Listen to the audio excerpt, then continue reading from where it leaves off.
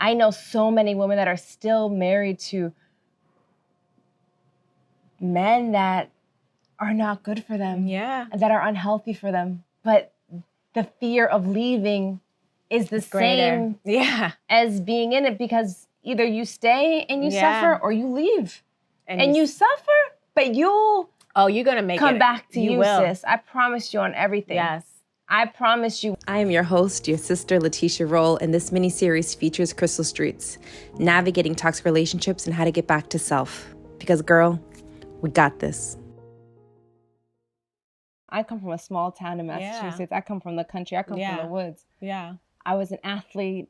Started modeling. You know, I was young and I was becoming. Yeah. And then you get exposed to this grandiose world. Yeah. So many of us women have dealt with this. Yeah. And then leaving that world is hard. It's like, and there's so many things that we lose ourselves in these relationships. So when you decide to leave, you're deciding to kill that old girl and start fresh. Well, for me, it was a little different. Tell me.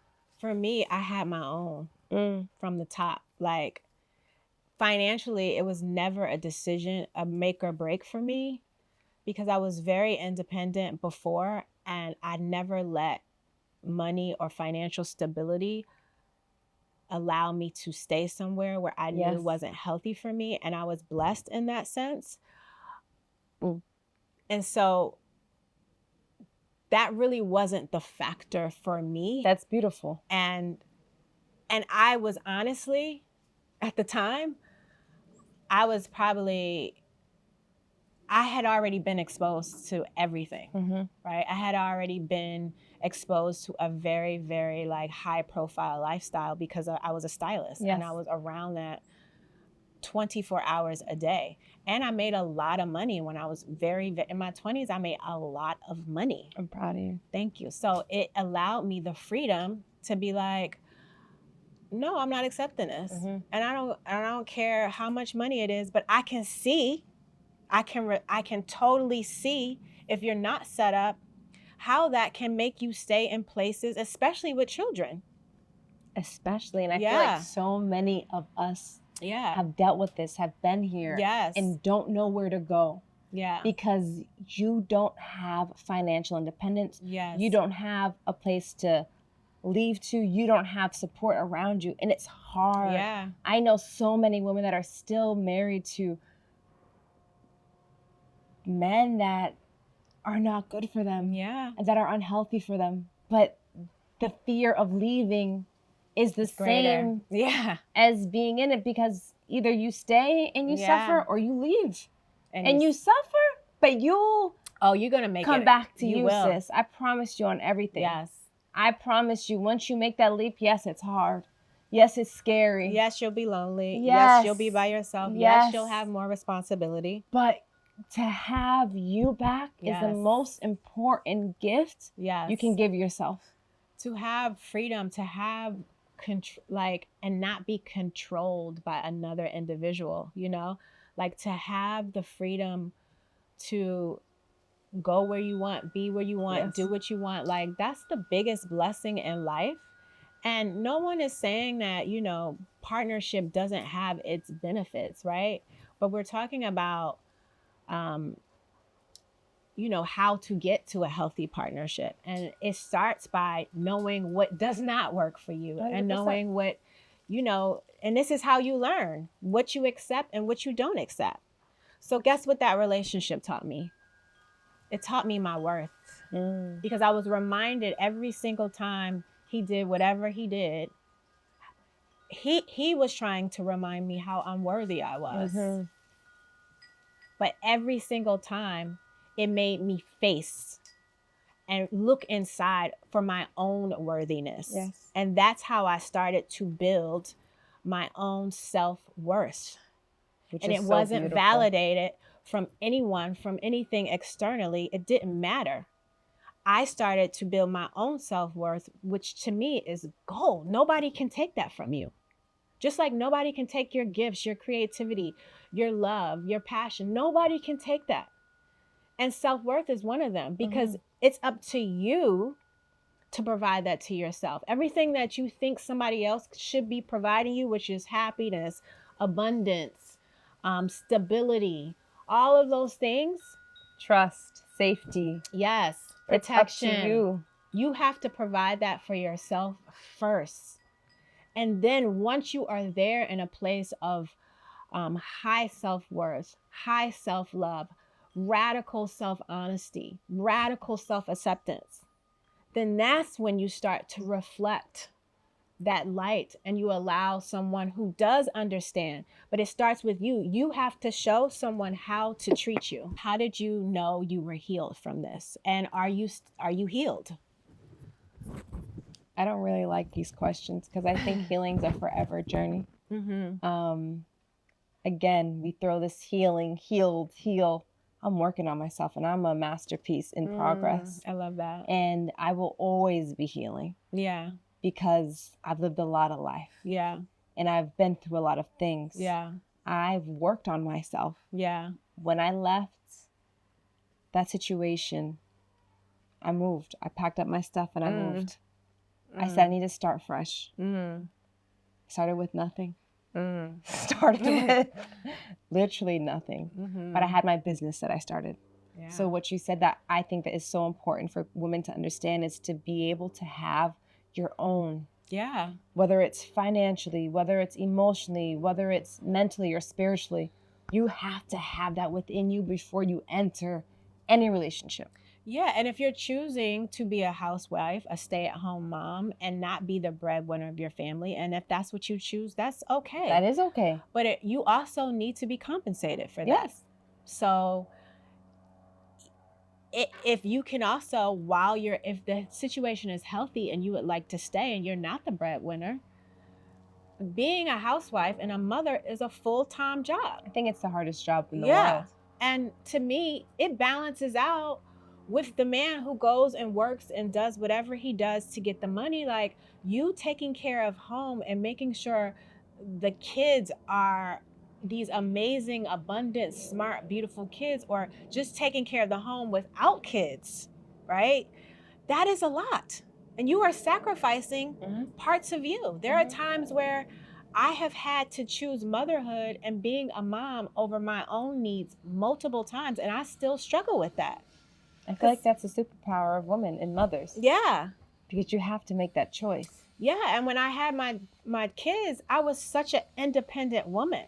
So giving up that independence and giving up me putting myself first was very hard, and I still struggle. I still struggle with, like, you know, honoring myself and my goals and my needs and advocating for myself, and also honoring what is best for my kids.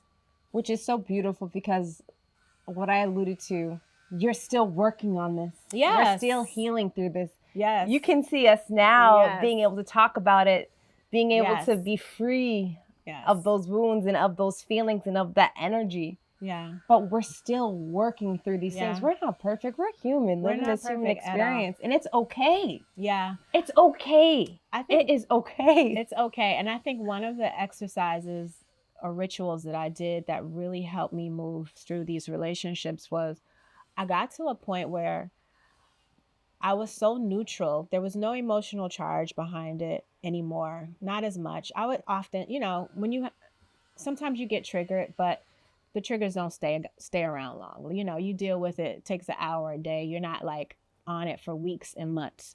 But I think what really started to work for me is that I would just send that person happiness and healing and wholeness. Like, I would just send that person energy. Like, I wish you happiness, wholeness, and healing.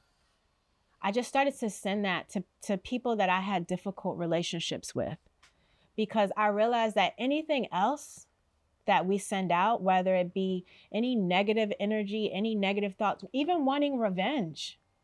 Like, I struggle with, like, men who took advantage of women. Like, that was a deep wound for me, right? A really deep wound that would really trigger me.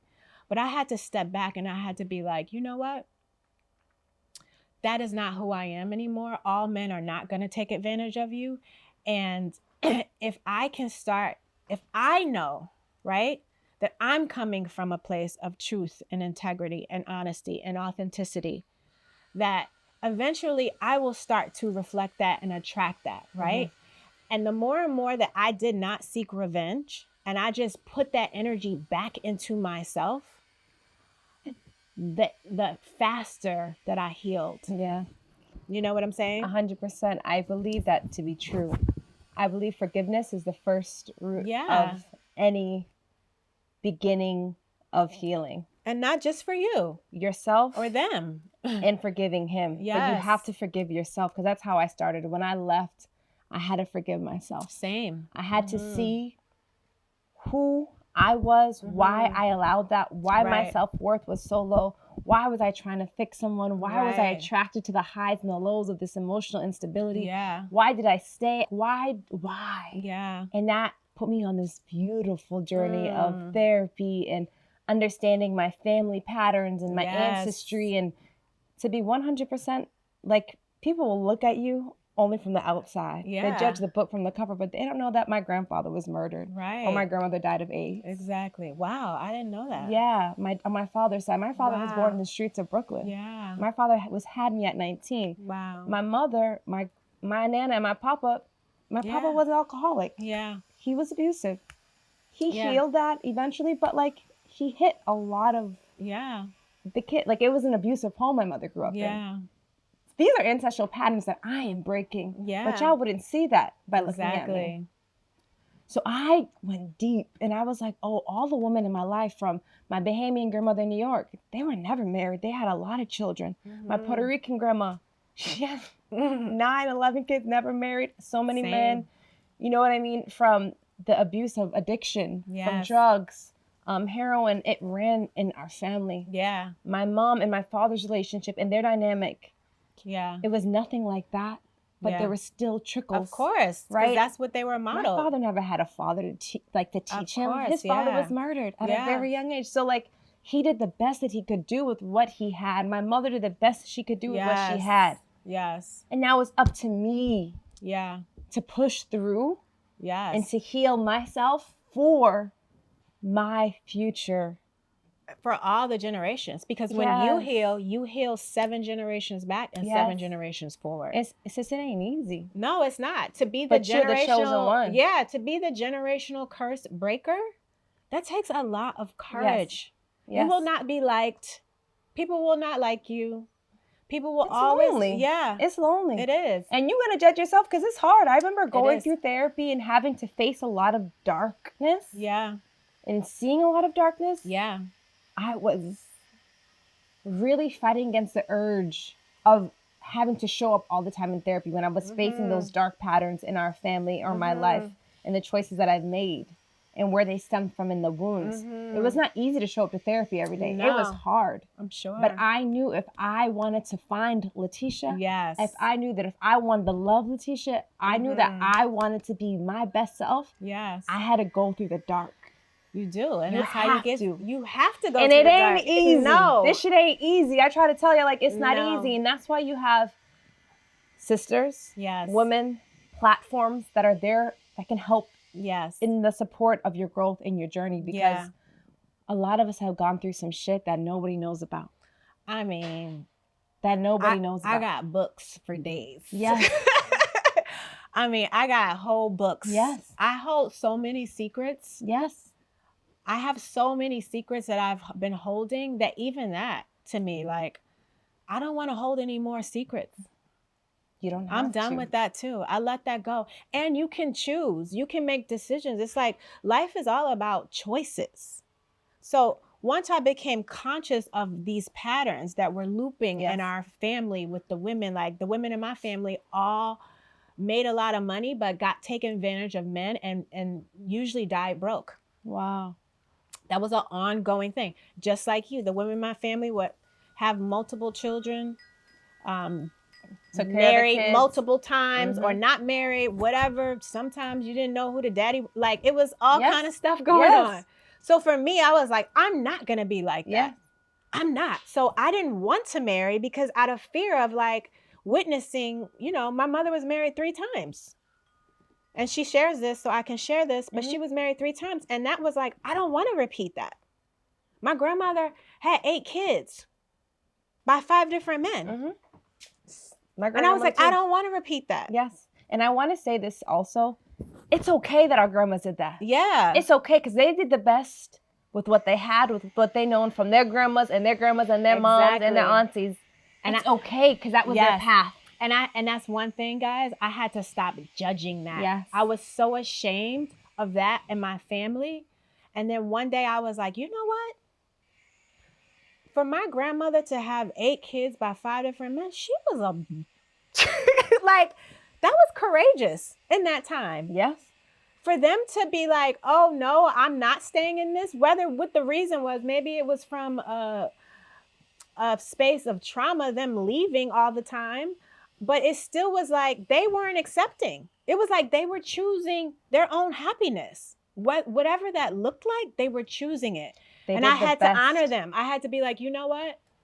They were trailblazers. Yes. And instead of looking at them like, oh, they did this and they did that, I had to be like, you know what? You're not a victim. No. Now you can thrive because they went through this. So now you have the knowledge to be your best self. And to see, I always say that about my grandmother. If you know me, you know my nan was my person. My grandfather was my person, but he was abusive. And I had to understand that. Because when I looked at him, I was like, that's my dog. Like, I love him to death. Yeah. But then I had to understand certain things, and it was hard to grasp. Yeah. But I can't judge him. That's my father, my grandpa, comes very poor, comes from a farm. His parents had mental issues. My papa did not grow with stability. He grew up in a foster home as well. Wow. So like, that's why when you told me that I don't judge people, I accept people for who they are, it's because when I learned about all these people that I loved truly, madly, deeply, I had to accept them for who they are because they did the best with what they had and what they knew. And that's really brave. And I had to accept it. Yeah. I think it's a courageous act. It is, of acceptance. Because it's like you're choosing to not sit in victim. I can't. You're choosing. And I have. Don't get it twisted. I've sat in the victim space. I did that. Yeah. When I started healing the journey, I was like, woe is me. Yeah. I was in therapy like, why they do this to me? Yeah, why me? Why me? Why me? Yes. No, Letitia, why you? Yes. And that's when you have these mirrors. Yes. And I think that's why we do have this friendship, because we can look at each other and be like, I see you. It's real. Yes. It's real. And I think in friendship in general, like when you share these intimate bonds, when you share sacred space, like it has to be real and authentic. Like I cannot do the surface. I cannot do surface anywhere. I'm good. Like I cannot do surface relationships, surface anything. Business relationship, intimate, nothing. If I can't be deep, real, and authentic, I don't want it. Yeah, that's fair. You know? That's fair. If I can't share with you parts of me and you share the same, not the same as like you have to share what I share with you, but if I don't feel that same sort of depth and transparency, how can I be safe? Yeah. You know? And that is the beauty of knowing who you are and what you want.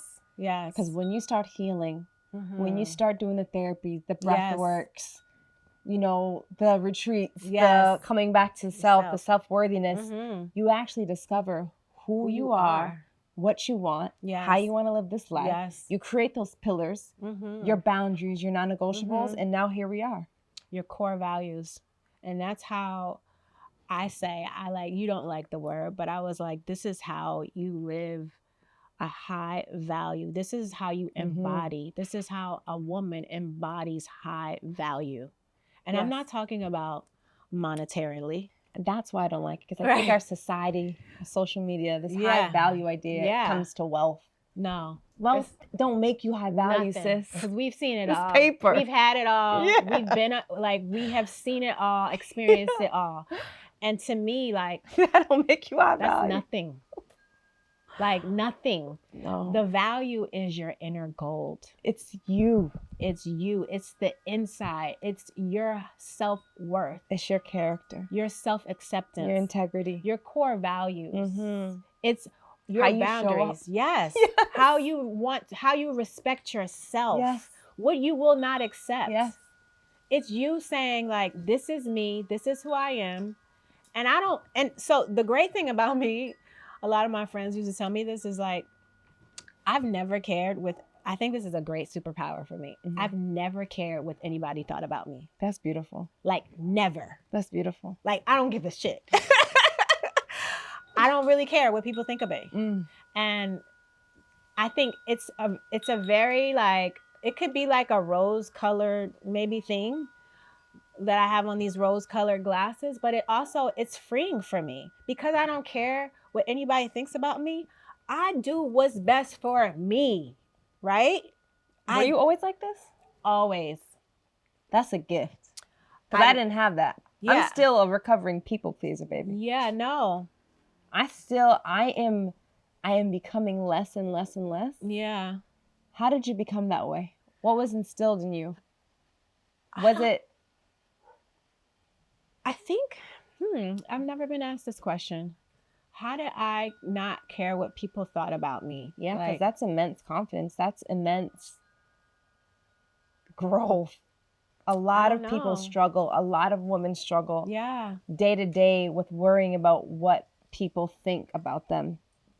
Yeah. I struggle personally sometimes with pleasing people, always making it make sense for people. Mm-hmm. Like even in my that past relationship, mm-hmm. I was trying to please and make sure everybody was taken care of and everybody was always good. I cared what people thought of me. Yeah. I wore the mask in the meetings. I wore the mask at the shows. I was the epitome of a people pleaser because I didn't know who I was, what I wanted. I was young and I did not do that work. And I didn't have that within me. Yeah. Yet. Yeah, I think because at a very early age, I kind of knew what I wanted to do, what I wanted to be. I didn't necessarily have the purpose there, mm-hmm. but I had the passion, mm-hmm. right? And I had the talent. And so I don't know, I was just fearless when it came to stuff like that. It was just like, from a young age, I knew what was best for me. And I know that sounds wild. And I struggle with that with my daughter. I think that's beautiful. My daughter, because she's the same way. Mm-hmm. And I have to really allow her to be in that space, even though, she's 15 now. And it's like seeing her as a teenager and seeing her like make these choices and make these decisions. And sometimes she'll say to me like, Mom, I know, I can feel it inside of me. And I say, yes, baby, but the difference is you haven't experienced. Mm-hmm. And until you have that life experience, I have to give you guidance. I'm never going to tell her not to trust her intuition. But at the same time, it's like I allow her to make a lot of decisions, maybe more than most people don't at that age do. But I foster independence. Mm-hmm. And she's learning from you. Right? I foster independence, mm-hmm. independent kids that can independently think for themselves and have this like authenticity that allows them to show up in ways that maybe you and I couldn't, mm-hmm. Like me being the model of this person, of her seeing her mother like really go through tough times, really mm-hmm. go through low times. Mm-hmm. Like she seemed like a lot of my journey. And she knows like the depth of where I have been and how far I've gone. And so sometimes she'll say, Mom, like you've come a long way. Like you've healed so much. And for her to see that, like that's so important to me. That's so beautiful. Yeah. That brings me to the idea of, as a mother, navigating the healing of toxic relationship, having 2 kids.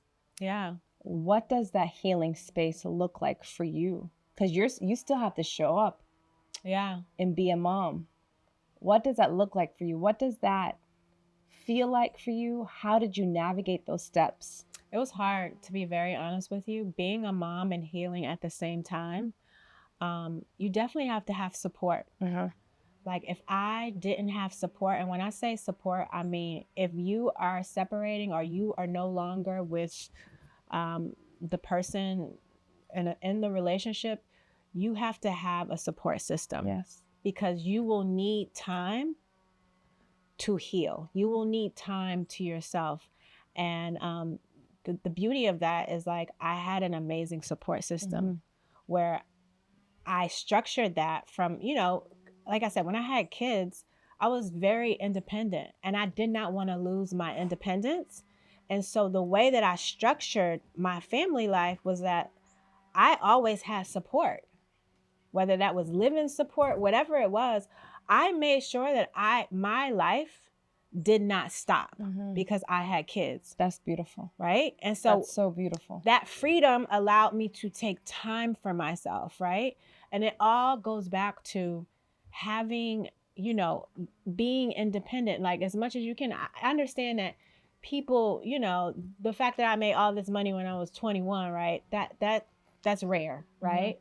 I understand that. But at the same time, before you come and get into these relationships, that's why financial independence is so important. Because it doesn't, when you are financially independent, you don't have to make these decisions out of scarcity, out of lack, out of survival. Yes. And a lot of us have had to do that. Yes. And I get it.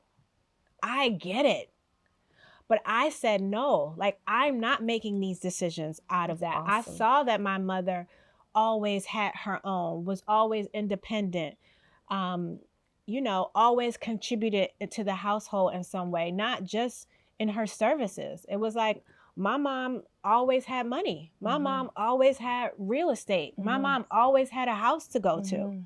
And so what that showed me is like, okay, you can be in a relationship, but you can also have your own. Yes. That's the beauty. Now, to me, like, if you're taking care of kids and if you birth a child, you deserve to be taken care of. Like, you deserve that. You should not have to worry about anything. Nothing. You should be good, because guess what? If the person that you're with is a divine masculine, he will understand that you are raising his children, and that is priceless. And what you are experiencing, me as a mother, my stress, my mental well-being, my emotional well-being, my physical well-being, my health is so important, and it's a priority for me, because if someone understands that, then they know that you should not want for, if they can provide that, you should not want for anything. Raising kids is an important job. I look at that as like one of my purposes in life. Like, I have a purpose to help others heal from very traumatic childhood trauma. But I also have a purpose of like, I'm a mother. That's my purpose. I came here to raise and foster my children's creativity, and to also be a nurturer to them, to be the safe place for them. And that requires a skill. Yes.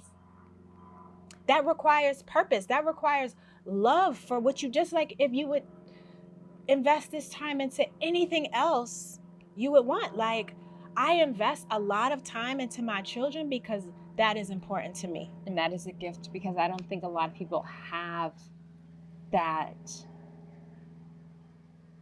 space to invest, because a lot of women that I know aren't in a relationship with divine masculine, or don't have the healthiest relationships. So a lot of women are trying their best to manage motherhood, career, partnership, everything. We're trying to do everything. But sis, you don't have to do anything. And I think it goes back to the idea of really being aware of who you're bringing life into this world. I mean, it's such a gift. That has been my biggest lesson on earth. Yes. Trust me. Relationships have been my biggest lesson on this earth. But that's the beauty of relationships, because I'm telling you, like, I thank God I went through that relationship. Of course. I thank God for him. Yes. He taught me so much. He is, I always say this, even in bad people, because there's no such thing as good or bad, it's all perspective. Even in people that maybe didn't make you feel the best, there was a time that they made you feel really good. There was a time that there was glimpses of light. There was times where you got a glimpse of the beauty of them. They reflect your and dark you and your light. Yeah. You cherish that moment. I thank God for everything that I learned. Yeah. Because it's made me who I am today. Yeah. It's honestly the reason why I created Girl, We Got This. Yes. Because when I was depressed after that relationship, that's who pulled you through. I couldn't get out of bed without saying, I got this. Like, I got this. Yeah. And then it was women that kept me going. Yeah. So I was like, no, we got this. I started realizing so many women have gone through what I've gone through. Yeah. So many women have dealt with loss, toxic relationships, having to face themselves, healing, the dark, all these things. Not being financially independent, starting over. Being hyper independent. That's another thing. But we got this. Yes, we got this. But at the same time, you don't have to carry everything. Yes. That's what I want to really like put that message out, is that that's something that I had to learn. I was this hyper independent. I'm always going to fix myself. But I was so hyper independent that I didn't allow myself to receive. Yes. I'm going through that now. Yeah. We were talking about this today. Yeah. And I'm like, being in a space of allowing your, like, when you are so used to doing everything and being everything, you don't create the space for someone to come in and be able to give that to you. So this past 2 years, I have let down that hyper independence, that masculinity who had to control and be in charge and pay. And I was the nurturer, the provider, the protector. I was everything. And I was like, I no longer want to be that. I am not that. I don't want to wear those roles anymore. I don't want to wear that hat. I decide what I want to be. And so, I mean, if you can just take a minute and to reflect on how far you've come. Yes. Right? On the other side. Yes. Of all of this. Yes. On the other side. When you allow yourself to keep going, make sure you're not going to keep going because of a trauma response. Because that's what our mothers did. They kept going. Because that too is a trauma response. We got this and we got this together. But we also got this in a way where we're allowing us to receive healing, love, grace, self-acceptance, forgiveness. Yes, we got this. We do got this. Yes, we got this. And I think to conclude today's episode, because this will to be continued. Yes. The idea of healing is a forever process for me. The idea that now I'm in a healthy relationship and I'm finding that there are still some things that I'm learning that I thought I healed, but they still coming up. No, and that's beautiful. And it's okay. Yes, that's beautiful. That's the journey of life, and this is my path. Yes. And I'm okay with me because I know who I am. I know what I want. Yes. And I know what I will never, ever go back to. Yes. But this is just another chance for you to become the next highest version of yourself. And I also want to say, too, like, I used to beat myself up on, like, when relationships didn't last, right? I used to be like, oh, but they didn't last. And then I started to like switch my perspective with them. And I was like, even if it was for 6 months, even if it was for 8 months, even if it was for 3 months, what is the gift? What did I receive? Yes. And I just cherish those moments. Yes. I don't want to make them longer. I don't, want them back. It's just like I had to honor, no matter how long. I had relationships for 6 years, 4 years, 8 years, whatever, 3 months. If they taught you something, if you walked away stronger, wiser, freer, you won. You won. That's the journey of life. The journey of life is accepting every part of your journey. Every part of yourself. And allowing it to be a lesson. Yes. Accepting every part of yourself. That is the key to shadow work. Accepting all parts, the good, the bad, the ugly, and accepting that about others. And that is how you can really just live stress-free. If you know that that person is how they are, it's like, that's just who they are. When you told me that, when you were like, sis, that's just who she is. And I was like, huh. It is. Yeah. And guess what, sis? That's just who he is. And guess what, sis? That's just who he is. Yes. And I was like, oh, that's okay. Somebody else can have that, but it's not for me. It's not for me. And I that's accept the you, beauty but of it. It doesn't mean you have to deal with it. No. You have to know who you are first. You have to decide what you want in this lifetime. Yes. You have to be courageous to leave. You have to be beyond trusting of yourself to know that no matter what choice you make, it is for the best version of you. It's the right choice. You have to trust yourself. And you have to trust, I will just say this, because this is something that I always remember. Because I think like my first toxic relationship, my boyfriend used to tell me, you'll never get anybody better than me. I heard that ever. too. You'll never. And I almost believed it for a minute. Of course. And then I was like, then we broke up and I got somebody better. Mm-hmm. And so what I'm saying to you is like, every time you say no, no is the most beautiful magnetic word. Every time you say no, you're telling the universe, you're telling the divine, whoever you believe in, that you trust that there is something better out there for you, something more aligned. Yes. And every single time I left, every single time I said, no, I don't accept this for me, guess what was waiting on the other side? Something better. Something better. Because you know what? She was becoming better. Yes. And she's attracting where she is. Yes. And we're attracting our mirrors. And this is the path that we're on. You attract what you believe about yourself. You attract what sits down there in your subconscious. What you have looping in your subconscious brain is what you attract. You don't attract what you think you want. No. You attract where you are. Yes, 100%.